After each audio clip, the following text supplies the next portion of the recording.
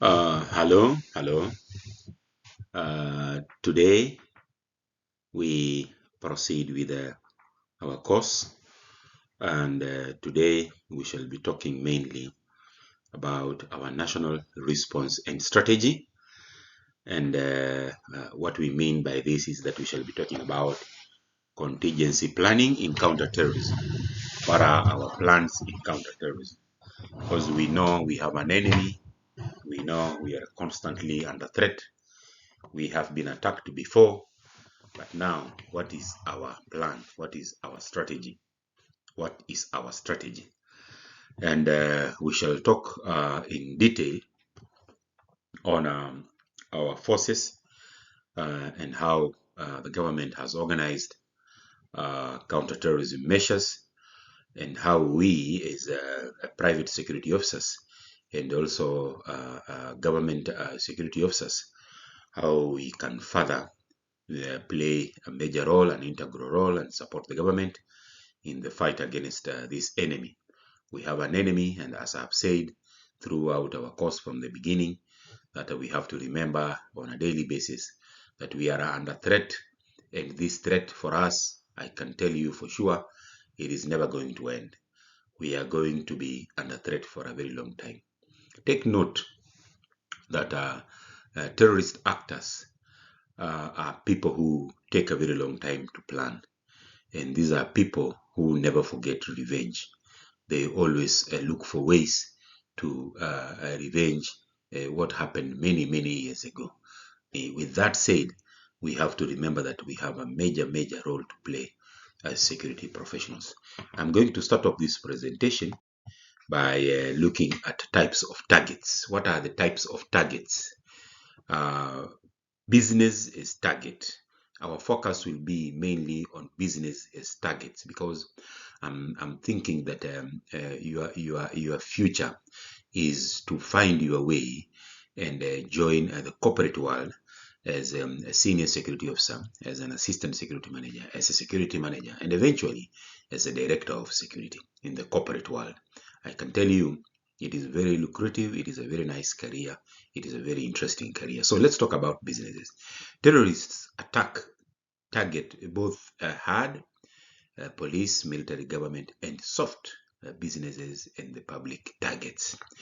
Hard targets, the military installations. Hard targets are what we call national critical infrastructure, e.g., the police, the military, and the government. And then we have got what we call soft targets. Soft targets are businesses and usually the public gathering, churches, schools. These are what we call soft targets. When we talk about hard targets, these are targets that have got enhanced security procedures and security systems in place. But when we talk of soft targets, these are targets that do not have, they just have baseline security. They don't have detailed enhanced security measures. In insurgency hotspots such as Iraq and Afghanistan, there is roughly a 50-50 split between attacks on hard targets and attacks on soft targets. Generally, terrorists prefer soft targets. They prefer soft targets. Note, there have been cases where terrorists have set out to attack hard targets, only to find them too difficult to access and have, as a result, diverted to a soft target. Take note of that, because we shall also talk about that when we talk about terrorists.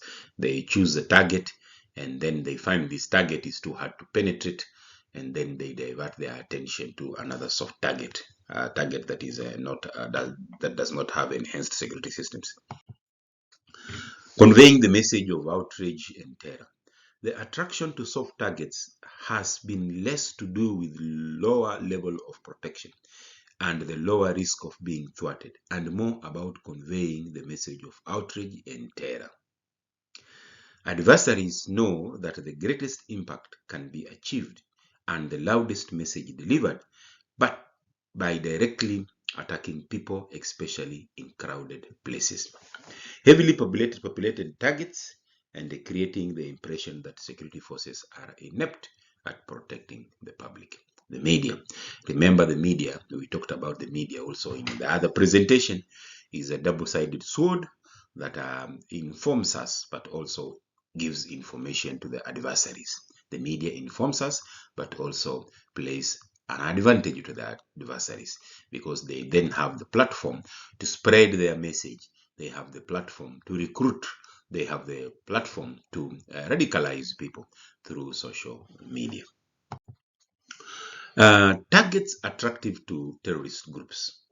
The range of targets is almost limited only to the imagination and the audacity of the attackers. But the following have proven to be targets attractive to many terrorist groups. Critical national infrastructure. A security professional, keep that term in mind. Critical national infrastructure. Economic and industrial base. Power generation, distribution and supply. Aviation infrastructure, airports are targets. Public transport, rail and buses. Ports and maritime assets. Tourism infrastructure, hotels, for example, Dusit D2, for example, shopping malls, Westgate. These are targets, tourism infrastructure. Other targets include hotels and conference centers, places of entertainment and public assembly, political events and polling stations, sporting events, conferences, exhibition and trade shows, national symbols overseas, including embassies and company offices, shopping centers, central business districts, town, ironic targets, places of religious assembly, telecommunication infrastructure, oil, gas, and chemical infrastructure, the public water supply, research companies and critical contractors, annual general meetings, e.g. VIPs, home, travel, and at public appearances, and then critical nodes, for example, bridges and major transport intersections. These are some of the targets that our terrorists are likely to target. Commercial enterprises. Commercial enterprises are attractive for two reasons. They are relatively soft targets. You know, a commercial enterprise is a business environment or a business location or a business facility. You know, by nature, they allow in everybody because they want to generate revenue from customers. They attract customers. In fact, they welcome people. They tell you, come in, come in, come in. So they attract everybody. And when they attract everybody, then they cannot be hard on the access control procedures, because when they are hard on access control procedures, then people will shy away from accessing these business facilities. So they are relatively soft targets. They represent the economic well-being of a target country. They may also be seen as symbolic. Sometimes being the victim of an indirect attack can be more devastating than a direct attack. Sometimes being the victim of an indirect attack can be more devastating than a direct attack. Think about psychologically. Direct attacks and indirect attacks. This publication, CPNI, which is Protecting Critical Infrastructure in the UK, advises organizations to be prepared for both direct and indirect attacks. You are advised to prepare for both direct and indirect attacks. Some businesses will be more at risk than others because of the services they provide, their relatively high profile, or the number of people they accommodate. The impacts of any attack are rarely confined to the target, and other businesses and communities can find themselves within the range of devastation of an attack, especially if an improvised explosive device is used. As I have mentioned several times, critical national infrastructure refers to installations, assets, services, systems, and networks physically and virtual, that are critical to the economic, political, and social life of a nation. There's no need to do further explanation on that. You as a security professional already you know what I mean by critical national infrastructure. Critical national infrastructure. For example, Safaricom headquarters is a critical national infrastructure. For example, the office of the president is a critical national infrastructure. For example, the Department of Defense headquarters, DOD at Hurlingham, is a critical national infrastructure. For example, the CID office or CID facility along Kiambu Road is a critical national infrastructure. For example, KenGen power generation plants is a critical national infrastructure. Critical national infrastructures are installations, assets, services, and systems, and networks, physical and virtual, that are critical to the economic, political, and social life of a nation. As a security professional, keep that one in mind. When you are asked what are critical national infrastructure, you can be able to explain. If degraded, disabled, denuded, rendered unavailable, or destroyed in whole or in part, would adversely impact on the social or economic well-being of the target nation or affect the nation's ability to ensure national security. Due to CNI criticality and its capacity, if attacked, to create a cascading impact, CNI is an attractive target to terrorists. CNI often takes the form of a network, so it is also highly vulnerable. It is also highly vulnerable. CNI elements. CNI elements constitute the foundation of a modern industrialized society, and examples include, but are not limited to, banking and finance, communications, emergency services, energy, food supply chain, transportation systems, drinking water and water treatment systems, dams, certain agricultural services, energy generation and distribution, the oil and gas sector, public health and healthcare, information technology and telecommunications, shipping, chemical manufacturing, government facilities, the emergency services, and nuclear reactors and the material storage each. These are some of the areas that we call critical national infrastructure. They have an importance. They have a very big importance to the running of the country, to the operation of the republic in general. Critical national infrastructure. Government level protection. Now we have government level protection and we have corporate level protection. Government level protection and corporate level protection. As we move to the final slide, we shall talk in detail of your responsibility in the corporate level protection. Now we are going to talk briefly about government level protection. The government has a responsibility to protect its citizens, and this is all over the world. All governments have a responsibility to protect their people, to protect their property, to protect their territory, and the government has a very huge responsibility. However, the government cannot manage to protect each and everyone at the same time because it is quite challenging logistically and also in terms of financial impact. So the public looks towards the government to take the lead in combating terrorism.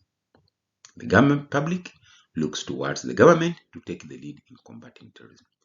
A terrorist attack could conceivably happen anywhere. It will be unreasonable to expect government to provide protection for every business target. It is very unreasonable to expect government to protect or to provide protection for every business target. Typically, government activities involve the following: stopping terrorist attacks and protecting the public, but at the same time balancing the needs of civil liberties and human rights. Remember, there is also some aspects of human rights involved in these things. That is why sometimes I find it very unfair. Something happens in our country and the people will start to cry like babies. Where was the government? Where were the security officers? They are doing nothing. They are not protecting us. oh, these people, this is totally unfair. We have to be very reasonable and remember that government cannot protect every business target. So what I mean to say is that tell our people not to be quick to judge, not to be quick to come to conclusions that our security forces are unable or are inept at protecting them.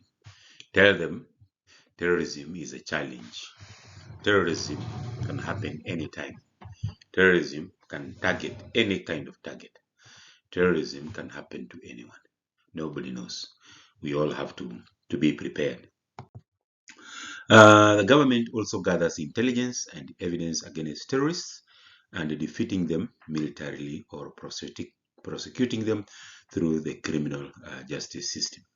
Disrupting groups by deigning them resources, financial and material. That is why you see all governments all over the world are actively pursuing money laundering because money laundering is one way of terrorist financing.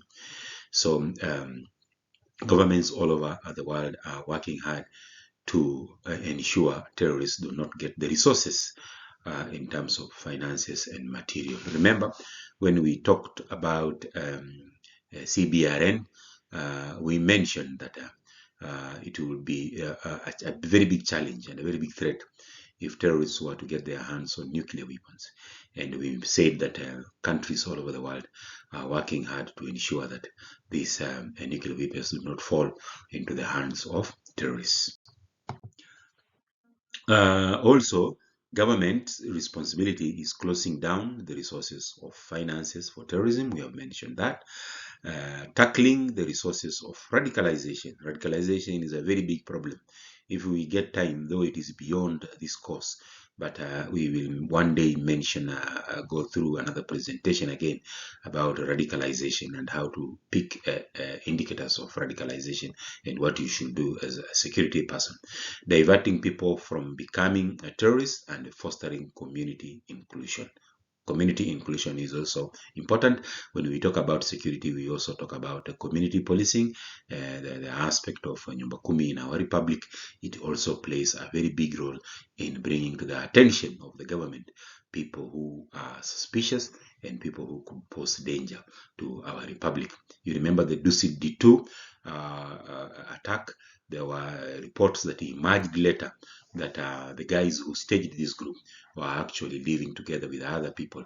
I don't know, it is called Mushada or Rogashie, somewhere down there, Banana side. And people could not tell that these people are suspicious. However, there are some people who came up later and said, indeed, these people, their activities looked suspicious. And then also offering a political alternative to violence, and then putting pressure on other governments which are perceived as helping terrorists or not doing enough to disrupt terrorism and its sources, taking action against countries that sponsor terrorism. You remember, you know very well, there are so many sanctions all over the world targeting countries that sponsor terrorism. And countries that sponsor terrorism, for example, is the Republic of Iran, the Republic of Saudi Arabia, Republic of Somalia, among others. These are countries that have been reported to be supporting terrorism. Also, government level responsibilities include penetrating groups and cultivating sources, sharing threat and risk assessments with the target community, sharing threat and risk assessment with the target community. Though this one doesn't happen a lot because it is also sharing intelligence that could also end up benefiting the enemy. So the government really doesn't, in most cases, share intelligence. But when it comes to training, supporting private security in the private sector, then it's a form of sharing threat and assessment with the target communities. Then making available good practice in counterterrorism, protective security, and advising the private sector businesses on how to protect against specific terrorist threats. The counterterrorism unit.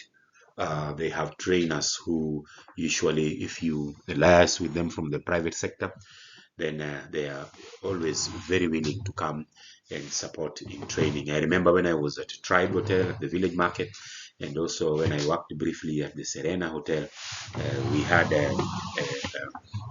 counterterrorism officers coming to train our people after we consulting them and arranging with them. And then also creating resilience to be better able to absorb attacks. Please, can you just research on the term resilience?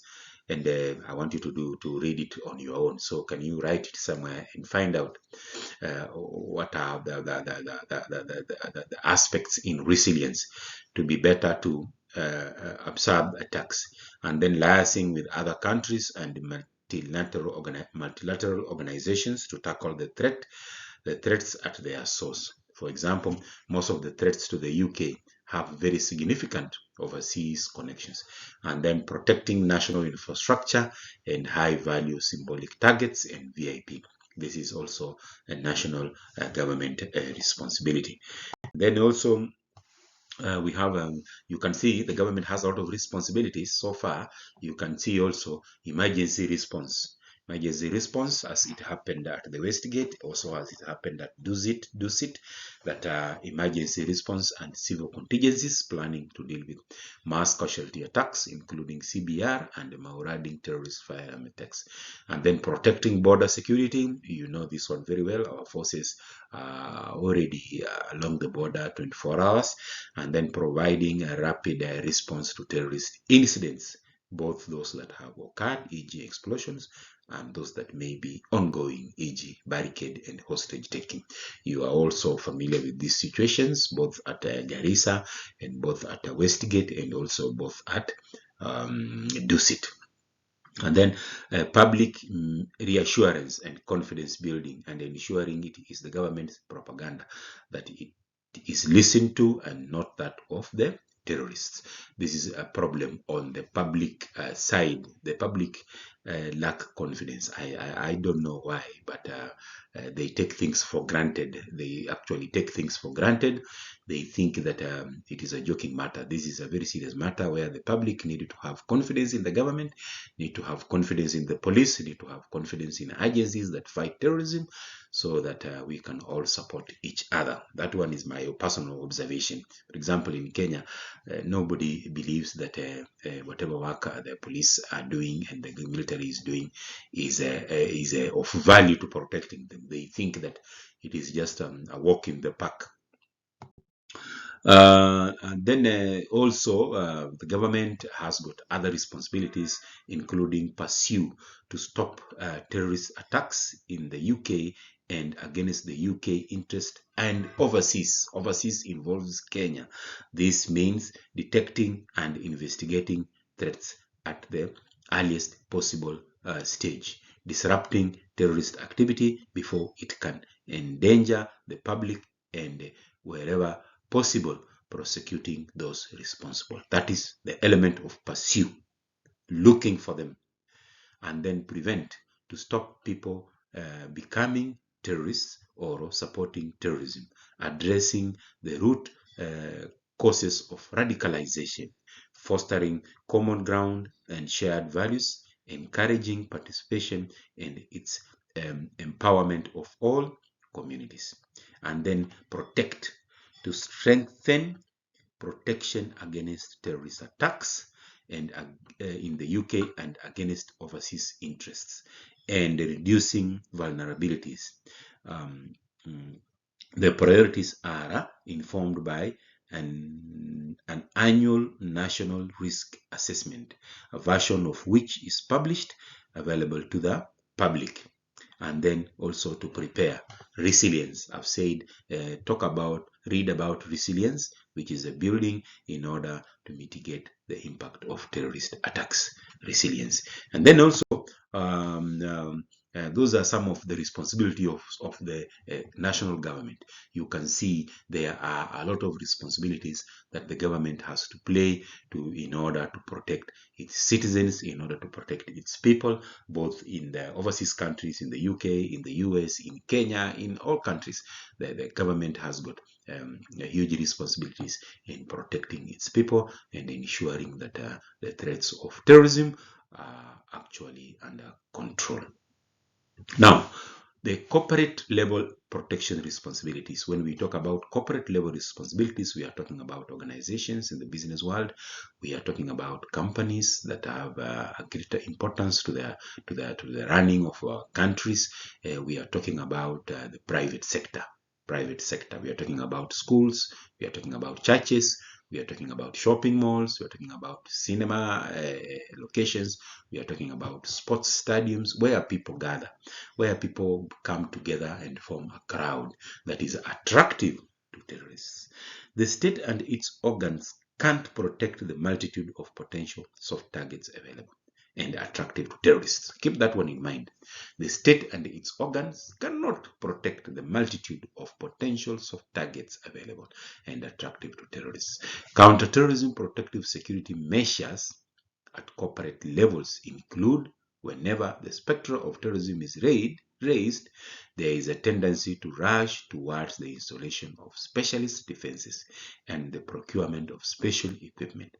This is a true scenario in Kenya. People are very relaxed. Organizations are very relaxed. They don't want to invest in security. I can tell you, my friend, we are going to hold a webinar where we shall be talking about a successful security manager. And those are some of the issues we are going to be discussing. That you can only succeed as a private security officer or a private security manager where you have total confidence and total support from your top management. In most organizations, security is taken for granted.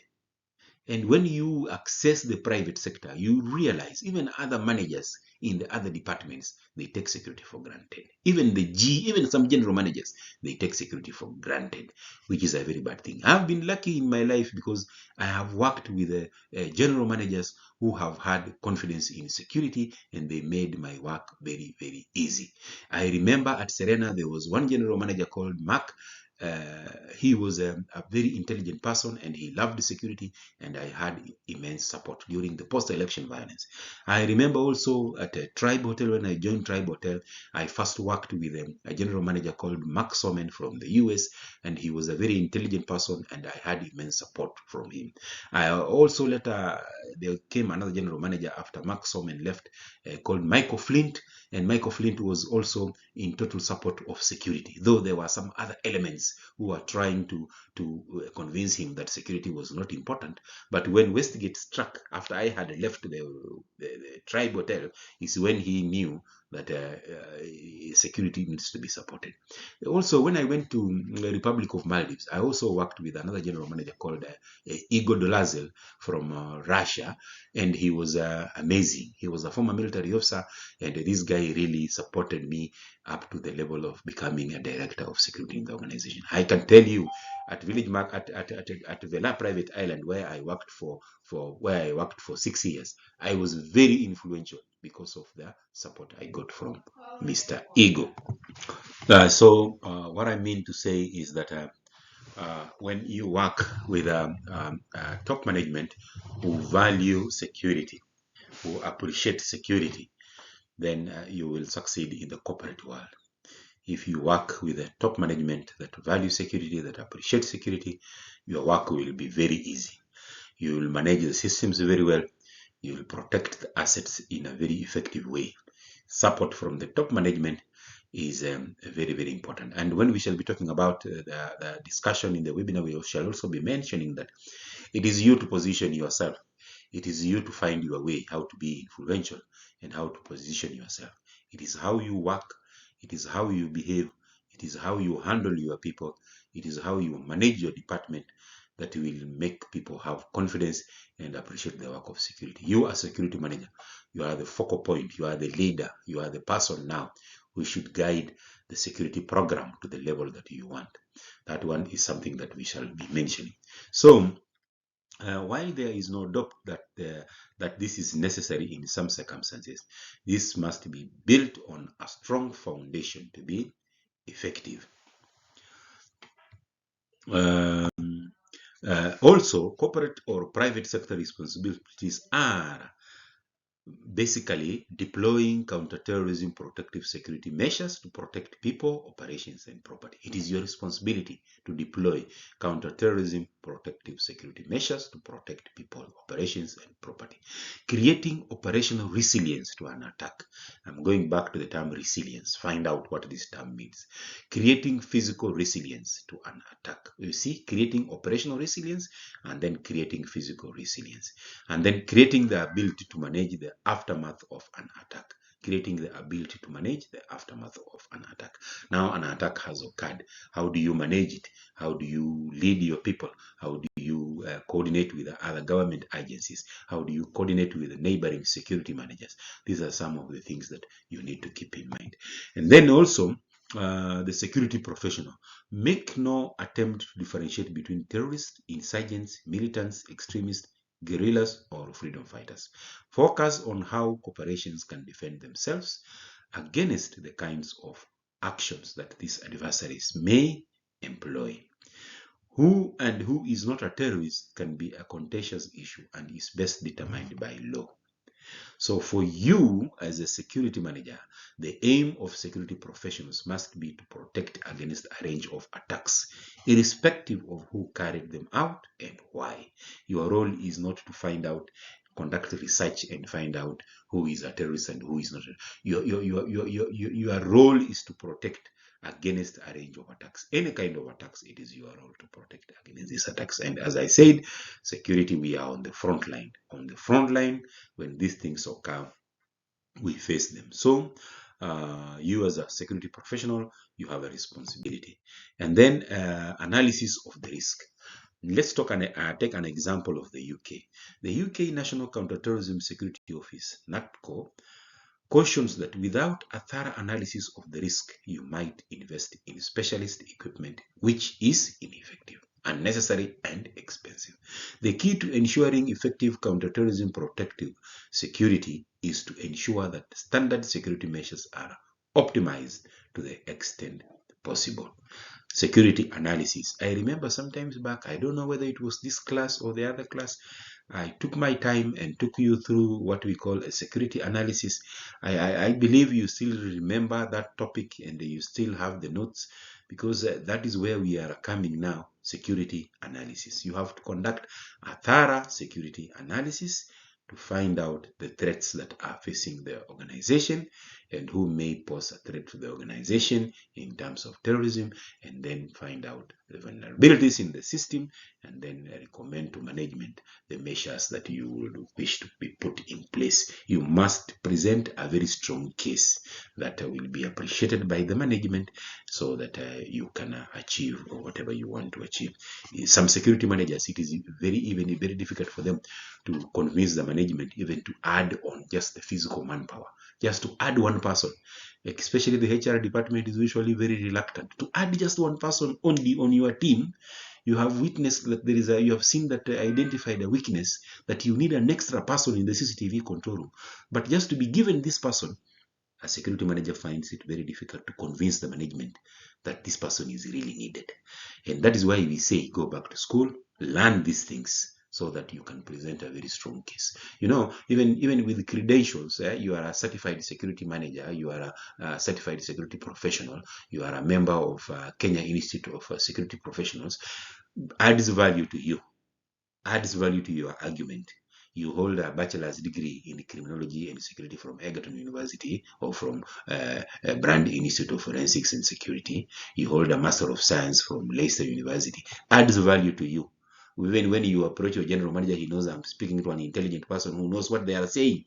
So your case becomes very strong. Take note of that, please. Also, at the Kenya level, Part 4 of the Prevention of Terrorism Act, Mechanism for Coordinating Counterterrorism Measures. I want you to read at length this act, the Terrorism Prevention Act. In addition to breaking information sharing barriers, multi-agency engagement strategies solved other myriad of challenges such as climate of mistrust, toxic competition, superiority complex, power struggles, bureaucracy, corruption, resource constraints, competing and clashing roles. I'm just opening a session to discuss our strategy as a republic, and those are some of the issues, those are some of the challenges that we face in Kenya. There is a lot of mistrust between several agencies, toxic competition between several. You saw this one manifest itself evidently when we responded to the Westgate terrorist attack. Superiority complex. Some of our colleagues died in friendly fire at the Westgate because of this climate of mistrust, toxic competition, superiority complex, power struggles, bureaucracy, corruption, resource constraints, competing and clashing roles. Think about it. In Kenya, in the Act, the establishment of a counterterrorism center, there is established National Counterterrorism Center in Kenya.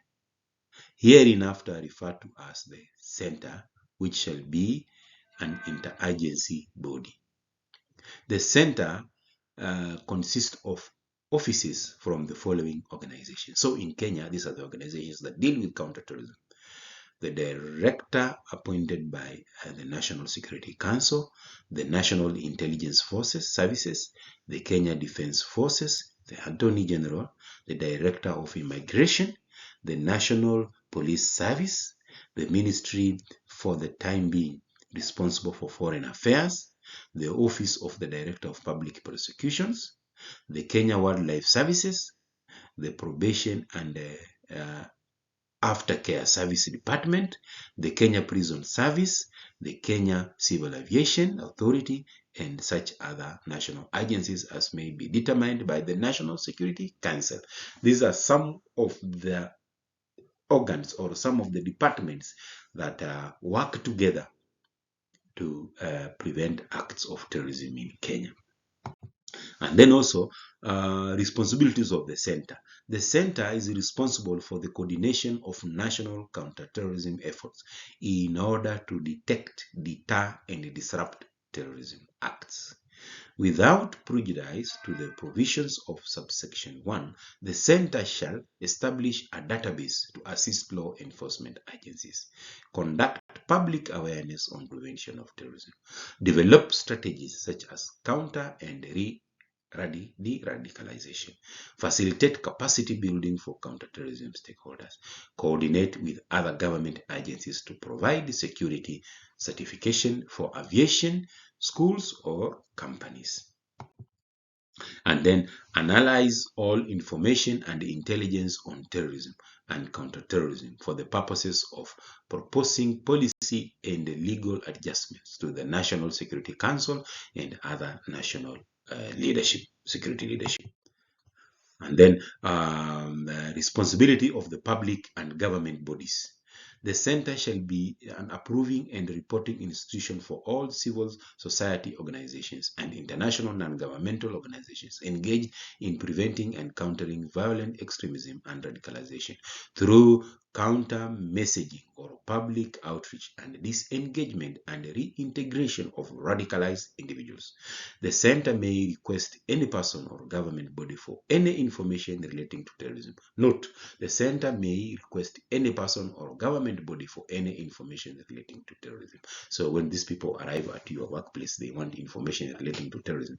Please don't be an obstacle to them. Don't just confirm that these are government officials and they need this information. However, before you hand over the information, speak to your security manager, or if you are the security manager, involve the general manager. Don't just go around handing over important company information without authority. However, don't step in the way. Don't be a stumbling block to giving information that can, there are some security managers who are totally unprofessional. They say, I cannot give any information relating to this aspect. Take note, you can be sued in court of law for obstructing investigations or for preventing police from doing their work. You have a responsibility to work. Look, I have known even some security managers who don't even want to work in partnership with the police. But when something happens, they are calling for the police. That is the mentality that we have to change in our republic. We have to appreciate the work of the forces, the work of the government, state agencies who deal with counterterrorism and other criminal activities. Members of the public have a responsibility to furnish the center with any information relating to terrorism which is within their knowledge. Any member of the public has a responsibility to furnish the center with any information relating to terrorism which is within their knowledge. Part 4 of the Act mentions little things regarding miscellaneous. Duty to disclose information relating to terrorist acts, etc. A person who has any information that is relevant in preventing the commission of a terrorist act or securing the arrest or prosecution of or another person for an offense committed under this act shall disclose the information to a police officer. If so, remember, if you keep quiet without disclosing this information, then you can be attached to the crime. You can be attached to the crime that you are part of the people who are supporting the other people commit crime. You remember when we went through the case studies, there was the guy from the one who staged the Oklahoma City bombing, and you remember he was called McWay, I think, something. You try to remember from the case studies. There was another guy who was also arrested that he had information, he had knowledge that this guy was planning to stage this attack, and he was prosecuted in court of law for failing to give the information to the police of the United States of America. No civil or criminal proceedings shall be brought against any person for disclosing any information in good faith under subsection 1. Also, duty to disclose information relating to property of a terrorist group. Read about that on your own. A person who has information on property relating to terrorist groups has a duty to disclose it to the authorities. And then also intelligence gathering. How is intelligence on impending terrorist attacks gathered? Cooperation between government and security agencies is a crucial element in combating terrorism. This is more so for transnational terrorism. Effective interagency cooperation depends on the timely and accurate sharing of intelligence through established channels. Kenya cooperates with various Western countries to arrive at the conclusion that a terror attack is imminent. So it is cooperation, sharing information, private sector sharing information with the government and other agencies. And then also we say, for instance, Kenya and the UK have a mutual agreement to counter Al-Shabaab's threat. The two countries share information and identify new ways to disrupt the group's operation in East Africa and beyond.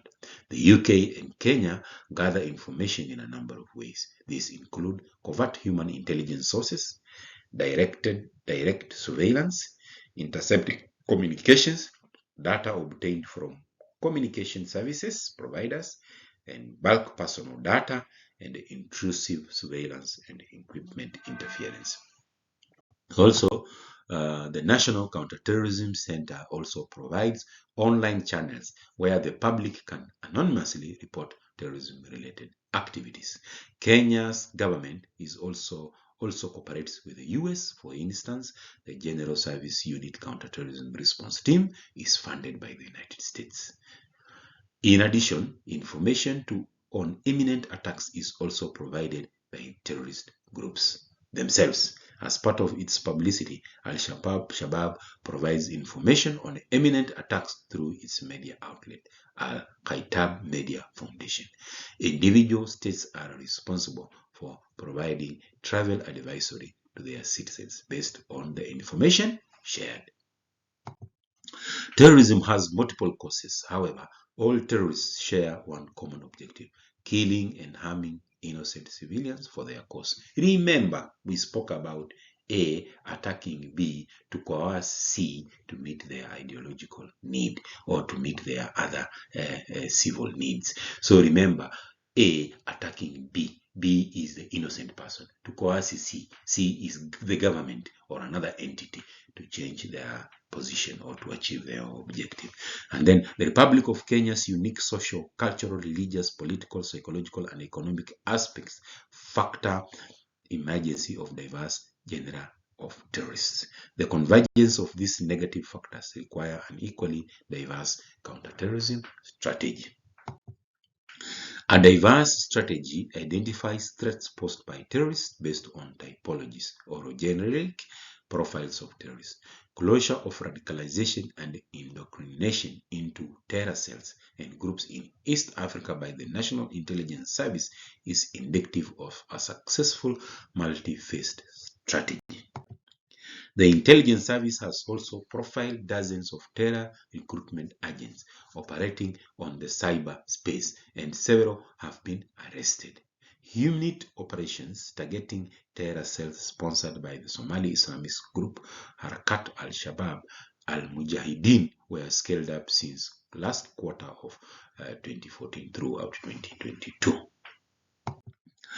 Increased army operations against the Islamic Somali Islamists, besides border operations by special army units and the rapid deployment unit to root out the proliferation of the border by the terror groups, are paying off. Our efforts are paying off. Our efforts in Somalia are really paying off. I can tell you, if we had not sent our forces to Somalia to support AMISOM, then maybe we would have faced a lot of serious challenges as relates to terrorism. So take note that the efforts that our forces are engaging in are really playing a major role. And then also, Kenya forces have killed dozens of key Al-Shabaab terrorists. More than 50 have been arrested and are facing cases in the court. Nearly 100 are on the terror watch list, while key terror cells in East Africa are being closely monitored by the intelligence services.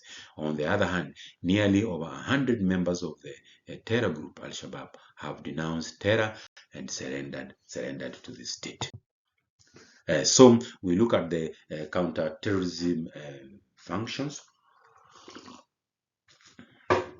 Pending a proposed reorganization, counter-terrorism functions are divided among the three branches of the National Police Service. The Kenya Police Service, including the Paramilitary General Service Unit, the Traffic Police, and the Regional, County, and Local Police.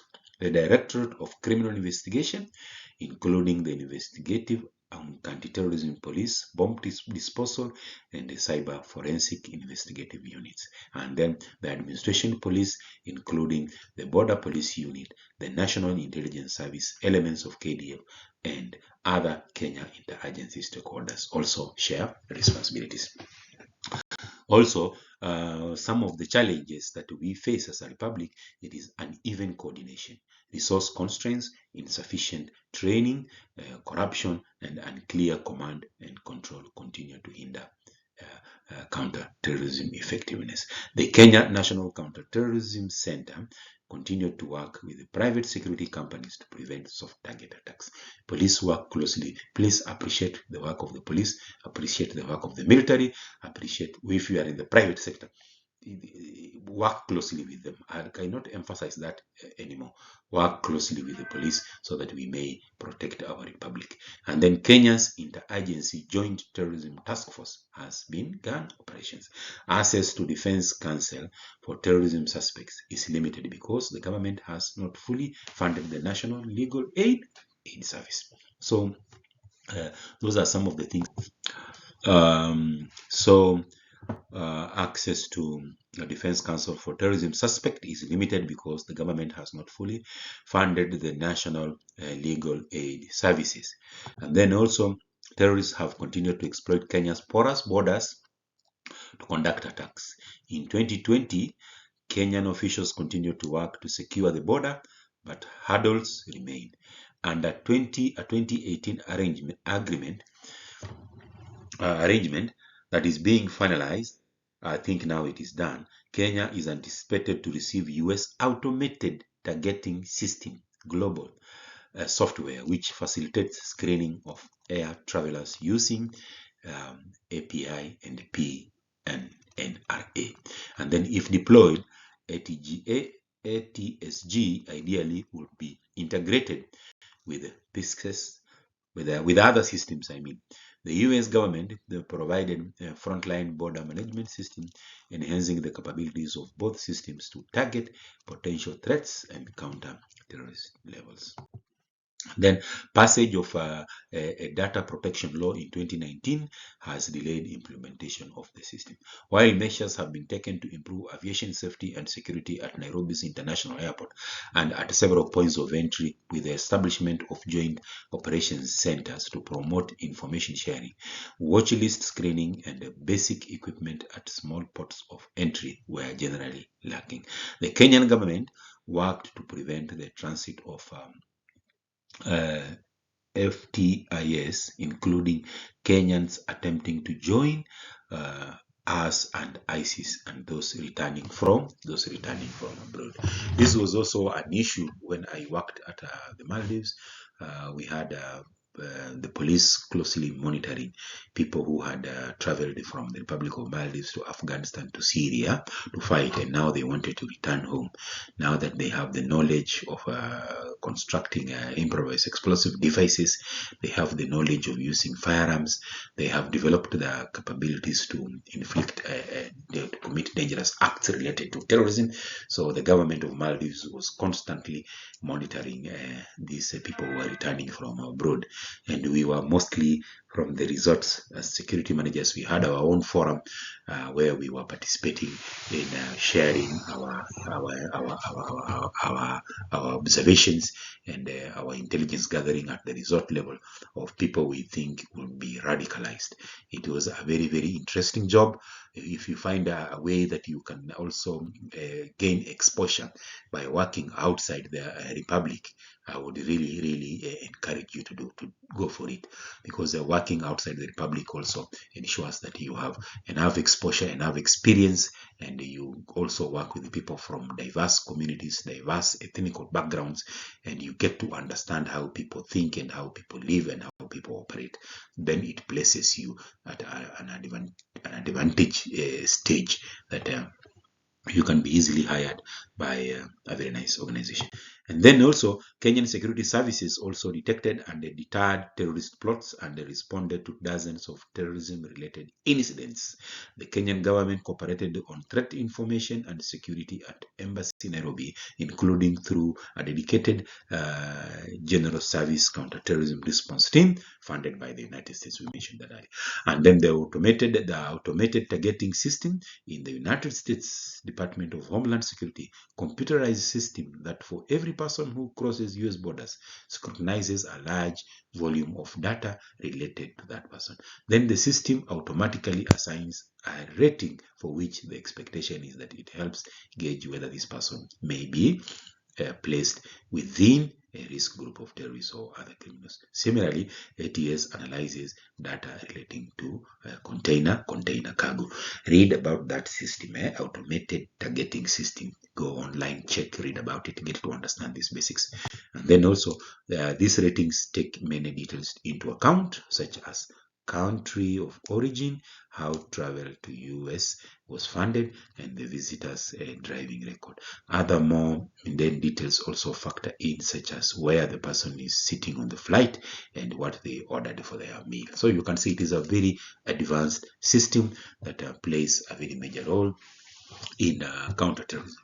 Ladies and gentlemen, don't worry. In our last presentation, we shall talk more. We shall talk more about corporate level responsibility. This was just an eye opener here. We shall talk more about corporate level responsibility, which is your responsibility in the private industry, in the private security industry. So in our next presentation, we are going to talk more about that, and then we shall then talk more about also investigating terrorism. But before we go there, we have one presentation that we are going to cover, if possible also today, relating to mail terrorism. We are going to go to mail terrorism in brief. However, I did it in such a way that we are not going to concentrate on mail terrorism itself alone. We are going to go deeper into look at cyber terrorism, because that is where we are now. Here in the United States, they still rely on mails a lot. Communication still relies on mail, though people are using systems. But I see a lot of mails here in the US. Unlike Kenya, in Kenya, the mail system is slowly dying. The post office is slowly on its way, on its deathbed. But here they say rely on sending packages, sending letters, sending communication from one area to the other. So when we talk about mail terrorism, we shall deviate a little bit and talk about cyber terrorism, which I think will be of value to you as a security official, because we said earlier, you have a role to protect people, you have a role to protect assets, and you have a role to protect information. Thank you very much. With those few remarks, see you in the next presentation.